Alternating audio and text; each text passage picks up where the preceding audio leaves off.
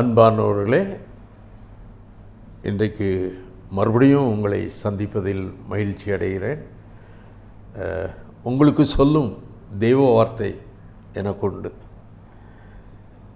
உங்களோடு பேச காத்திருக்கிறேன். எனக்கு ரொம்ப வாஞ்சை. அவர் ஏதோ சொல்லுகின்ற சத்தியத்தை உங்களுக்கு சொல்லிகிட்டு இருக்கேன். அவருடைய வார்த்தை, என் வார்த்தை இல்லையா? இதை போய் சொல்லு, ஆண்டவர் எனக்கு சொல்கிறார். ஜெபம் பண்ணுவோமா? இயேசுவே, நாங்கள் எவ்வளவு பொறுப்பாளிகளப்பா, எங்ககிட்ட எவ்வளவு எதிர்பார்க்கிறீரப்பா. தகப்பனே, தகப்பனே, எங்கள் குறைகளை மன்னியும், எங்களோடு பேசும். இயேசுவின் நல்ல நாமத்தினாலே ஜெபம் கேளும் பிதாவே, ஆமென். அருமையானவர்களே, நான் கடந்த நாளில் அந்த ஹிட்லர், அவர் காலத்தில் தலை சிறந்த ஞானின்னு சொன்னேன், அறிவாளின்னு சொன்னேன், ப்ரொஃபஸர்ன்னு சொன்னேன். தனக்கு பக்கத்தில் உதவியாளராக அவர் இருக்கணும் என்று ஹிட்லர் விரும்பினார். ஏன்னா உலகத்தையே பிடிக்கும் திட்டம் வச்சிருக்கவர். உலக நாடுகள் என் கண்ட்ரோலில் இருக்கணும், நான் உலகத்தின் அதிபராக இருக்கணும். ஹிட்லர் பெருமுயற்சி எடுத்துகிட்டு இருக்கான். அதுக்கு அந்த ப்ரொஃபஸரை ஹெல்ப்புக்கு கேட்குறான். ப்ரொஃபஸர் ஞானி தான், அறிவாளி தான். ஆனால் ப்ரொஃபஸர் சொல்கிறான், நீ ஒரு கிறிஸ்தவ பக்தனாக இருக்க, நீ எப்பவும் பைபிளை கையில் வச்சுட்டே இருக்க, பைபிளே படிச்சுட்டு இருக்க, பைபிளே உபதேசம் பண்ணிகிட்டு இருக்க, அது எனக்கு பிடிக்கலை. நான் கடவுள் இல்லைன்னு சொல்கிறவன், ஏன் கூட நீ சேரணும். இந்த பைபிளை தூரத்துக்கு வச்சிடணும், இந்த இயேசு அதை விட்டுறணும், ஏன் கூட சேரணும். இந்த இயேசை நீ வச்சிருக்கிய அந்த இடத்துல ஹிட்லரை நீ வைக்கணும்.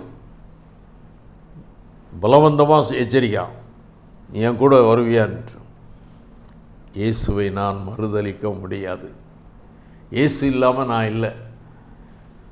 இந்த பைபிள் வசனங்கள் எனக்கு உயிர்.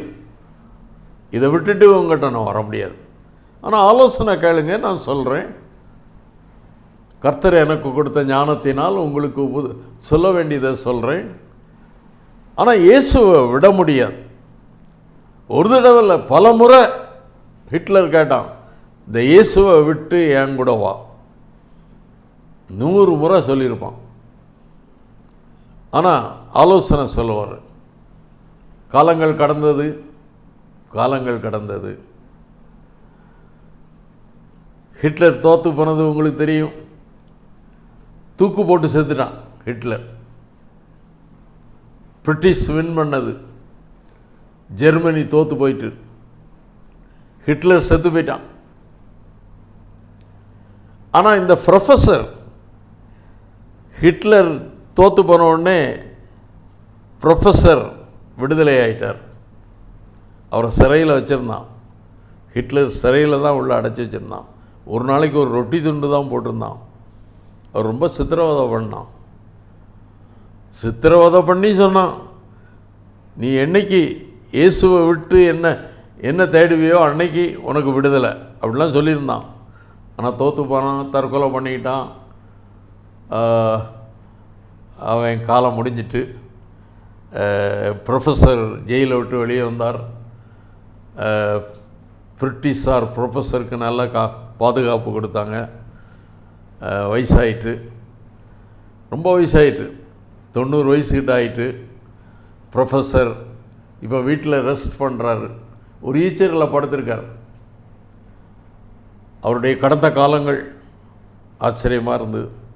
அவர் ஈச்சரில் படுத்திருக்கும்போது ஒரு நாள் மாலை அவர் கண்ணெலாம் மங்கலாயிற்று, வயசாயிற்று. சாயங்காலம் ஹிட்லர் நடந்து வந்தால் அந்த ஸ்டெப்பே வித்தியாசமாக இருக்குமா. அவன் அப்படி வருவான், நான் கம்பீரமாக. அதே கம்பீரமாக ஒரு சத்தம், அந்த அருமையான அந்த ஸ்டெப்பு அவனுடைய ஒவ்வொரு ஸ்டெப்பும் ஹிட்லர் நடந்து வர்ற மாதிரி ஒரு வாய்ஸ் கேட்குதான். வந்து நிற்கிறான் அட்டென்ஷனில். செத்து போயிட்டான், அவன் தற்கொலை பண்ணி செத்துக்கிட்டான். ஆனால் இங்கே தரிசனத்தில் வர்றான். இவர் தூங்கலை, அப்படியே ஈச்சரில் படுத்திருக்காரு, தரிசனத்தில் வந்து நிற்கிறான். வேற ஒன்றும் பேசலை. நீ துரோகி, நீ துரோகி, துரோகி அப்படியே சொல்கிறான். இப்போ ப்ரொஃபஸர் 90 வயசாயிட்டு அவர் அப்படியே அமைதியாக கேட்குறாரு, நான் ஏன்ப்பா துரோகி, நான் ஏன் துரோகி? நீ துரோகி. எத்தனை முறை உன்னை கூப்பிட்டேன், எத்தனை முறை உன்னை கூப்பிட்டேன். நான் இப்போ அக்னி கடலுக்குள்ளே கிடக்கேன், பயங்கரமான தண்டனைக்குள்ளே கிடக்கிறேன். நான் உலகத்தில் இருக்கும்போது ஆயிரக்கணக்கான மக்களை சுட்டு கொன்னவன், லட்சக்கணக்கான யூதர்களை சுட்டு கொன்னவன். இப்போ நான் வேதனையில் கிடக்கிறேன், அக்னி கடலுக்குள்ளே கிடக்கிறேன். எனக்கு சொல்கிறாங்க முடிவே கிடையாதான். 10 வருஷம் 100 வருஷம் இல்லை, கோடி கோடி வருஷம் இந்த அக்னிக்குள்ளே நான் தகனிச்சு கிடக்கிறேன், கதறிட்டு கிடக்கிறேன். இப்படி ஒரு அக்னி கடல் உண்டுன்னு ஏன் எனக்கு சொல்லலை? உனக்கு தெரியும்ல, உன் பைபிளில் இருக்குல்ல, ஏன் எனக்கு சொல்லலை? நீ துரோகி, நீ துரோகி, நீ துரோகி சத்தம் கேட்டுக்கிட்டே இருக்கான்.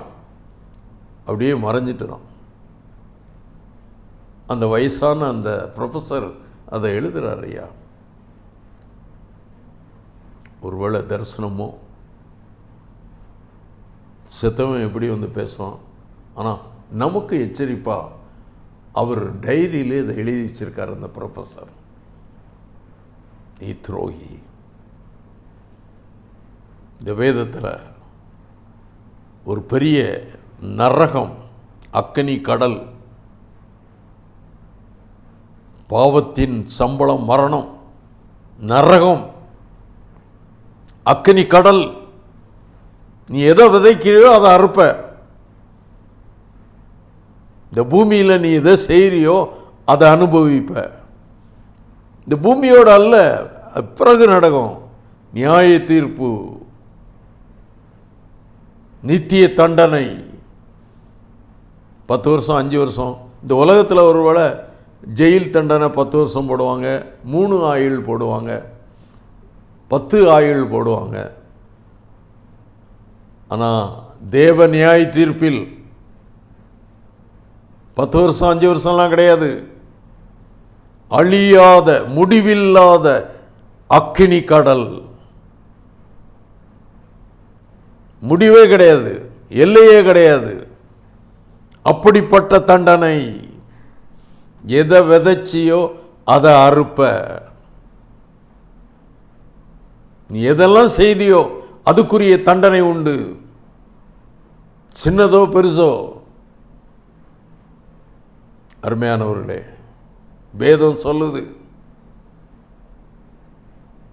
இந்த உலகத்தை ஏமாத்திடலாம், பணம் கொடுத்து ஏமாத்திடலாம், கொலையை மறைச்சிடலாம், நீ செய்த அநியாயத்தை அக்கிரமத்தை மறைச்சிடலாம்.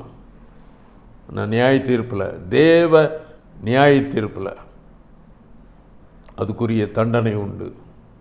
வேதம் சொல்லுது. ஆனால் அந்த எச்சரிப்பை, அதான் எச்சரியே என்றார். நீ எச்சரிக்கணும்ப்பா, நீ இதை சொல்லணும். அக்கினி கடல், அவியாத அக்கினி கடல், அங்கே நீ வெந்துக்கிட்டே இருப்ப, உயிர் போவாது. இது பைபிளில் சொல்லியிருக்கு. அருமையானவர்களே, ஹிட்லர் கத்துறான்,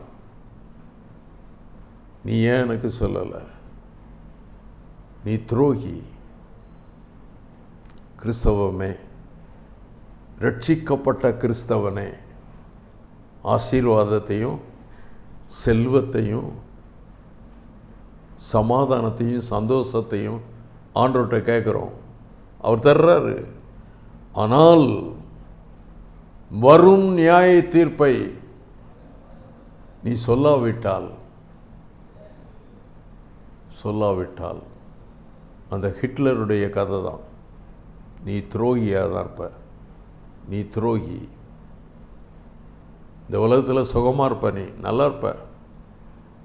ஆனால் நீ சொல்லாவிட்டால்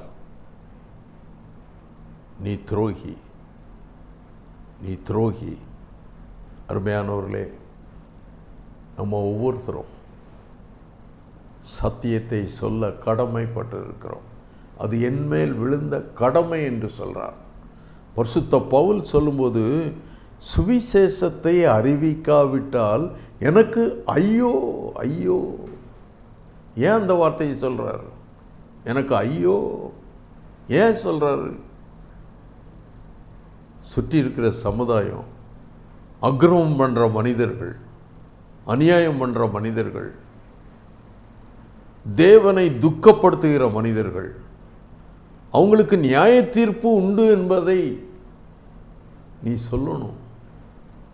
ஒரு அக்கினி கடல், ஒரு பெரிய தண்டனை உனக்கு உண்டு என்பதை நீ சொல்லணும். அதை சொல்லாவிட்டால் எனக்கு ஐயோ. அதனால தான் அப்படி சொல்கிறார். இதை சொல்ல கடமைப்பட்டு இருக்கிறோம். அந்த ரயில்வே கேட் கீப்பர், அந்த சுவிட்ச்மேன்,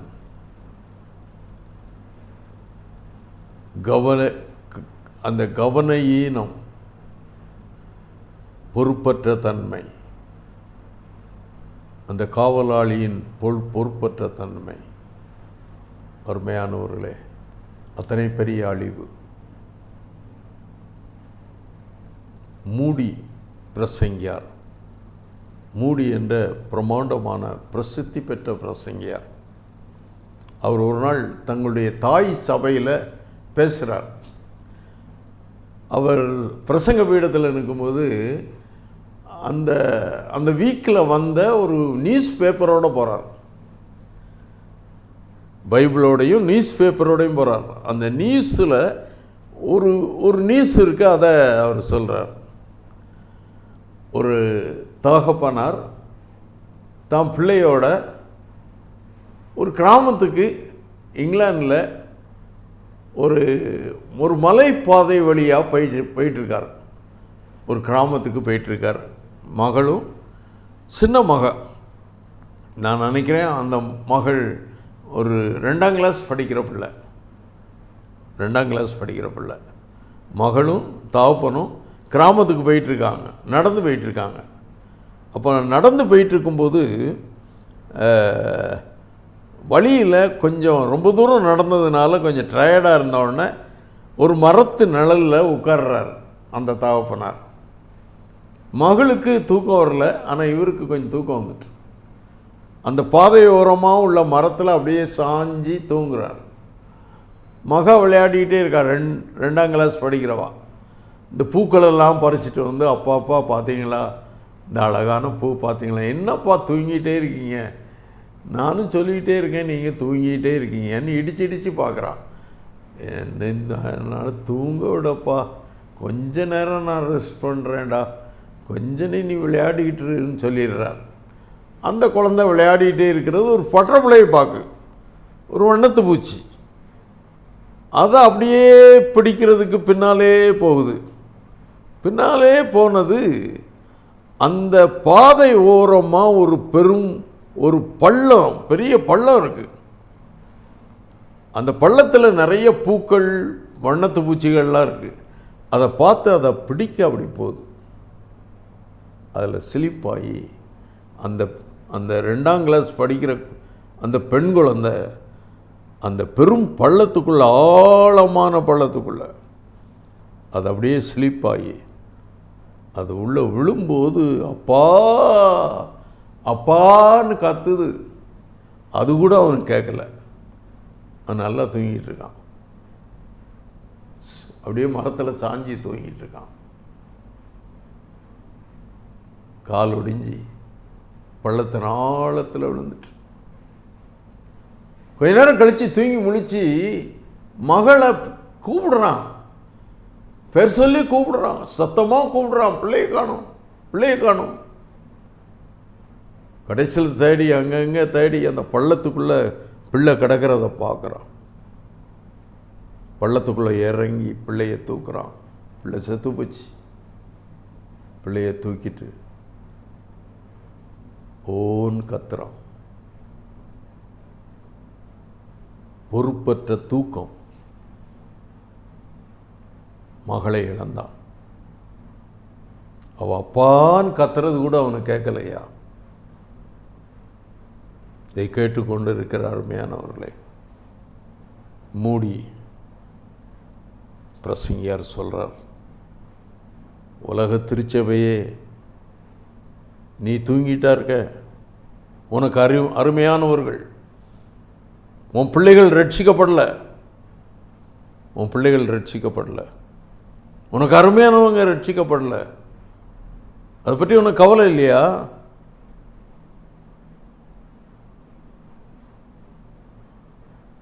அருமையான மூடி பிரசங்கியார் திருச்சபையை எச்சரித்தார், தன்னுடைய திருச்சபையை எச்சரித்தார். அருமையானவர்களே, நான் உன்னை காவல்காரனாக வைத்தேன். கர்த்தர் நமக்கு குழந்தைகளை கொடுத்திருக்கார். கர்த்தர் நம்மளை ஆசீர்வதித்திருக்கிறார். அந்த குழந்தைகளை காப்பாற்ற வேண்டியது நம்முடைய பொறுப்பு அல்லவா? தூங்குனா எப்படி? திருச்சபைக்கு பொறுப்பு கொடுத்துருக்கார். நம்மை சுற்றிலுள்ள கிராமங்கள், நம்மை சுற்றிலுள்ள மக்களெல்லாம் நரகத்துக்குள்ளே போயிடக்கூடாத, இயேசுவால் ஆசீர்வதிக்கப்படணுமே, இந்த பொறுப்பை நமக்கு கொடுத்திருக்கிறார். உன்னை காவல்காரனாக வைத்தேன், உன்னை காவல்காரனாக வைத்தேன், உன்னை காவல்காரனாக வைத்தேன். இதை கேட்டுக்கொண்டு இருக்கிற எனக்கு அருமையானவர்களே, நம்ம ஒவ்வொருவரும் காவல்காரர்கள், பொறுப்பானவர்கள். ரட்சிக்கப்பட்ட அனைவருமே பொறுப்பானவர்கள். சுற்றிலுள்ள சமுதாயம், நம்ம தேசம் இயேசுவை அறியணும். இயேசு என்ற அந்த அடைக்கலத்துக்குள்ளே வந்துடணும். நியாய தீர்ப்புக்கு தப்பணும், வரும் அழிவுக்கு தப்பணும். அருமையானவர்களே, அப்படியே ஜெபிப்போமா? இதை கேட்டுக்கொண்டு இருக்கிற எனக்கு அருமையானவர்களே, அருமையானவர்களே, கிறிஸ்தவர்களே, முதலாவது நீ ரட்சிக்கப்பட்டிருக்கியா? நீயே கேர்லெஸ்ஸாக இருக்கியா? நீயே பாவத்துக்குள்ளே உட்கார்ந்துட்டு இருக்கியா? இயேசுவே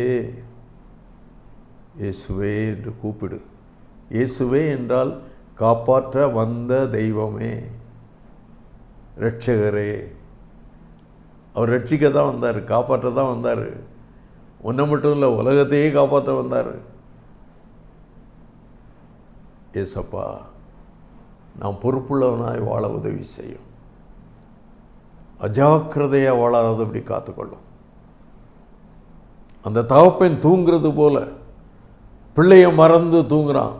பக்கத்தில் பெரிய பள்ளம், பயங்கரமான பள்ளம்லாம் இருக்குது. ஆபத்தான இடத்துல மரத்தில் சாஞ்சி தூங்கிட்டு இருக்கான்.